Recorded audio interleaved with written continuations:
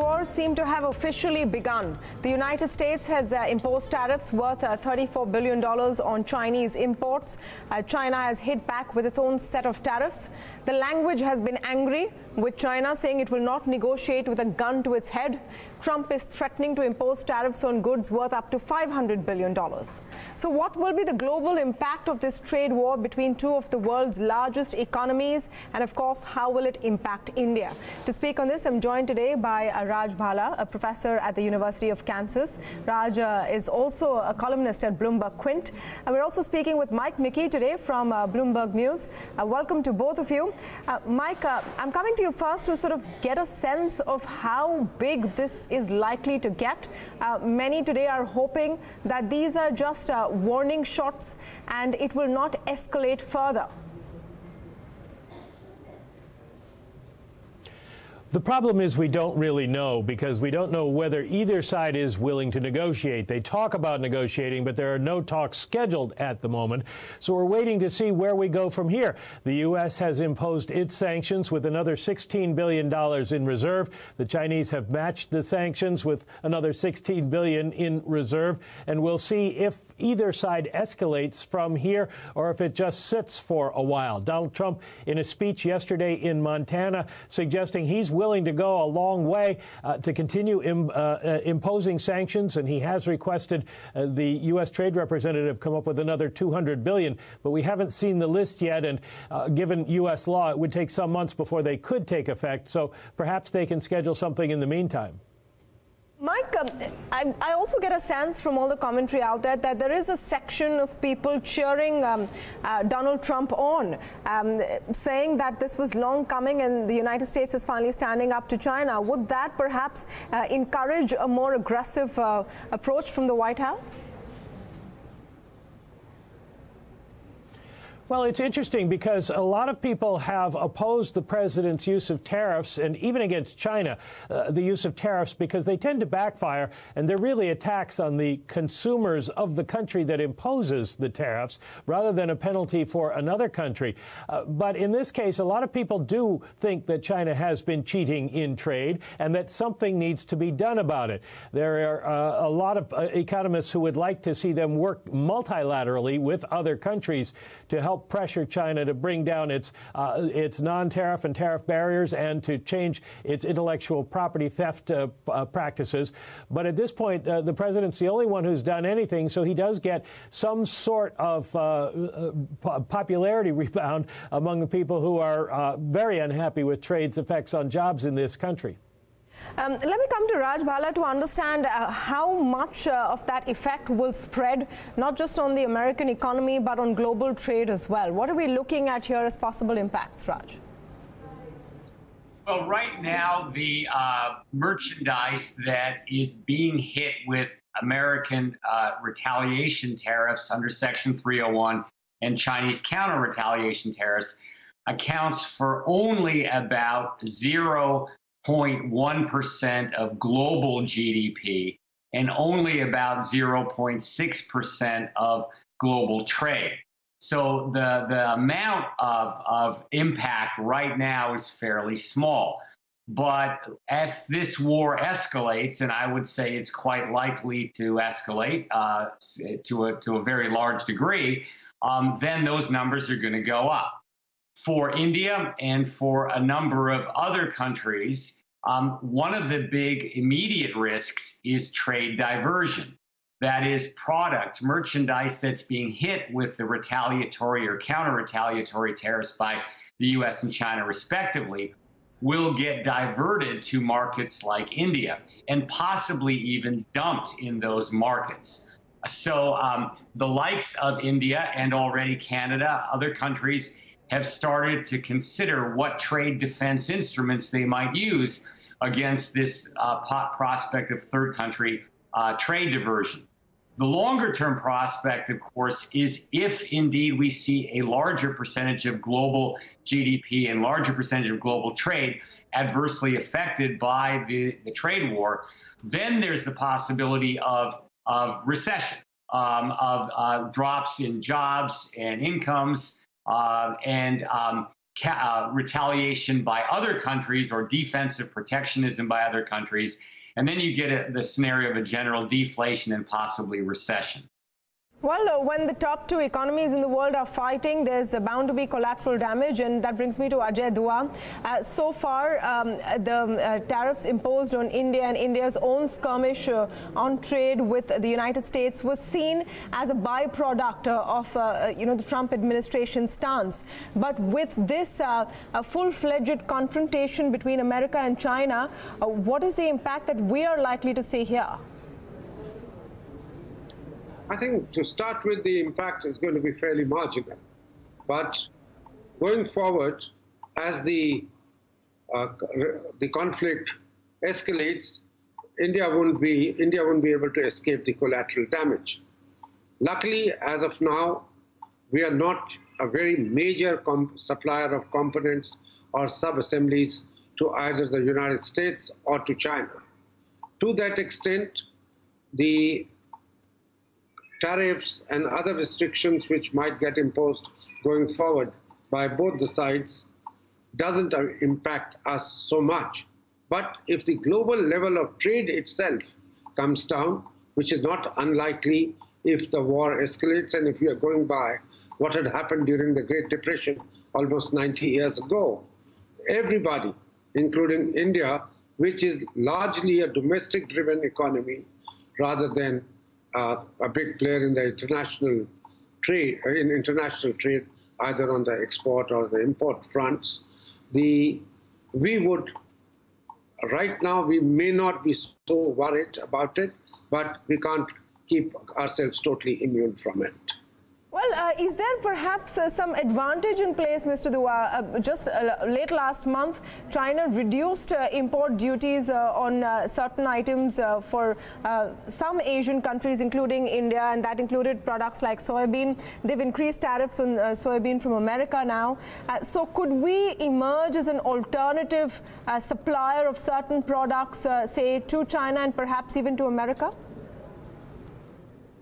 To China, certainly looks like that in the short run we would benefit, and as China is looking for alternate places to import, particularly the agriculture projects like soybean, pork, and other kind of stuff which Chinese have included in their first round of retaliation.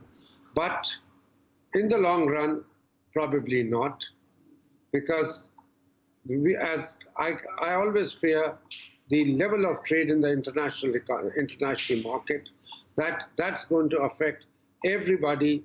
India a bit less because of being more domestic driven, but it's not going to be good for any country beyond the short term. We have also reacted positively by notifying reduced duties for members of APTA, that's the Asia Pacific Trade Association of 6 countries, which includes China, Japan, and Korea. We've effected reductions on over 3,000 items just a couple of days ago. But I consider these all as short-term temporary benefits and no more than that. You know, many are also speaking about the impact on the Indian currency. If commodity prices go up, India is, of course, a large importer of commodities. But let me come to Raj to get a sense of which areas would be most impacted across the globe if U.S. and China do escalate this fight. What would be the impact on, say, major areas and major countries across the world? Well, the Chinese and the Chinese and the Americans have engaged both in same sector and cross-sectoral retaliation. For example, both sides have hit each other's exports of aircraft and vehicles and chemicals and plastics and rubber. That's same sector retaliation. They've also engaged in cross-sectoral retaliation. For example, the United States has hit at Chinese machinery and equipment, while the Chinese have hit back at American exports of agricultural goods, soybeans, sorghum, for example, pork. So the overall picture is multiple goods sectors, farming, industrial, advanced technology are affected. And in addition, I would add, it's very important to consider investment because the administration, the Trump administration, is planning restrictions on Chinese foreign direct investment. For example, Chinese companies that are interested in taking only a minority stake in a U.S. company with industrially sensitive technology might not be allowed to take that equity stake. Or even companies that have only 25% ownership by Chinese interests might be blocked by the Committee on Foreign Investment Review from taking a stake in U.S. companies with sensitive technology. And then finally, to bring in services, we're seeing in the education sector the possibility of a threat by China being carried out, that it would divert Chinese students away from U.S. educational institutions towards others, say in India, Canada, Australia. And then, of course, the big final point maybe to make on to your question is the prospect of the Chinese selling off large amounts of Treasury securities, and that would loop back to your question about the effect on foreign exchange rates. Mike, is there a way out of this that seems visible, where there would be negotiations between China and the United States of America, or is the Trump administration going to hold on much longer and see where this goes? Well, it seems they're going to hold on longer and see where this goes. So when you say, is there a way out? Yes. Is there one that's visible? No, at this point. The Chinese had said that they would be willing to buy more American products and bring down the trade deficit somewhat. They can't reach the numbers that Donald Trump is talking about, but they could make an effort. The real question is, what do they do about the intellectual property piracy that they have been practicing? And it's not just against the United States, it's around the world. Now, there have been indications that the Chinese are getting more sophisticated in their own technology and feel a little bit less of a need to do that, but it's deeply ingrained into their economic system, and so it would take some real direction from the top to try to change that. And whether or not Xi Jinping thinks that it's worth doing that in this case is an open question. Nobody really knows. So at this point, absent some sort of participation from other countries in the world, it looks like we're going to see a standoff for a while. You know, Mike, that brings the question to my mind. Would it not have worked better, perhaps, in the Trump administration's favor if they had co-opted other countries that felt the same way about China's methods, instead of making it a Trump versus all fight or an America versus all fight the way it seems right now? Well, that's what a lot of people are saying, that it would have been better to use the combined pressure of the U.S. and European Union and other countries in Asia who feel the same effects of Chinese intellectual property theft and put pressure on the Chinese through coordinated, perhaps, trade action or other means to try to really force them to take some action. When it's just the U.S. versus China, it gives China some outs. They can look other places to sell their goods. And so there is a possibility that this goes on for a while. But Donald Trump seems to have put the idea of a U.S. China bilateral trade deficit ahead of everything else, and he's put the United States in the lead without working with other countries. And, of course, now he's threatened other countries, particularly in Europe, with additional tariffs. So right now the U.S. is going it alone. The U.S. is going it alone, and in the list of countries, of course, which are facing that aggression on trade is India as well. It's a smaller player in the larger picture, but back home, Mr. Dua, it is very key to see where this goes, doesn't it? What do you think is the approach that India should adopt at this point? I think the Indians are kind of some amount of, I wouldn't call it backroom diplomacy, even openly now for the last 1 week or so. The United States TR's office, as well as the Indian trade officials, have been meeting in Washington, meeting in the U.S. in Washington, and talking about how the bilateral trade between the two doesn't get impacted by the kind of impositions on it, steel and aluminium, which have been imposed, and the reaction of the Indian government, whether it could be muted, because as of now it's dollar for dollar. The Indian government has also announced its intention to go by that. But I would like to see the United States genuine points about technology, intellectual property, those things having been taken advantage of by China to be dealt with multilaterally rather than bilaterally, because once there is a multilateral engagement, which probably as of now means through the WTO, there could be a whole lot of genuine grievances of the European Union about access to Chinese markets, access to investments in China, vis-a-vis the way the Chinese are acquiring assets in the US or in the European Union. As you know, last 1 week, the last 3 days at least, the Chinese have been trying to get the European Union people on its own side and even promising them greater access to the Chinese markets.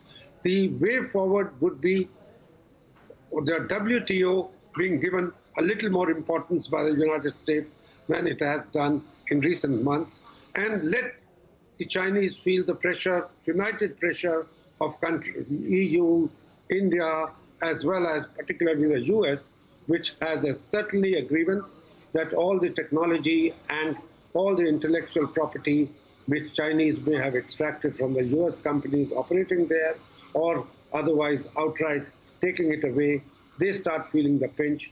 And particularly at a time when the Chinese have announced their agenda of 2025 of being a technology, also an advanced country, that particular goal can easily get hit if China does not correct its way of trading in the global area. Well, and India would be, I'm quite sure, happy to join the rest of the world if the Chinese were to continue this way, because everybody has a trade deficit with China, so to say.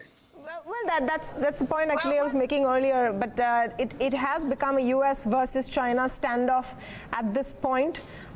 So we'll have to see what role India can play. Thank you so much, Mike Mickey, Raj Bhala and Ajay Dua for joining us in this conversation. The trade wars seem to have officially begun. We'll have to wait and see who blinks first.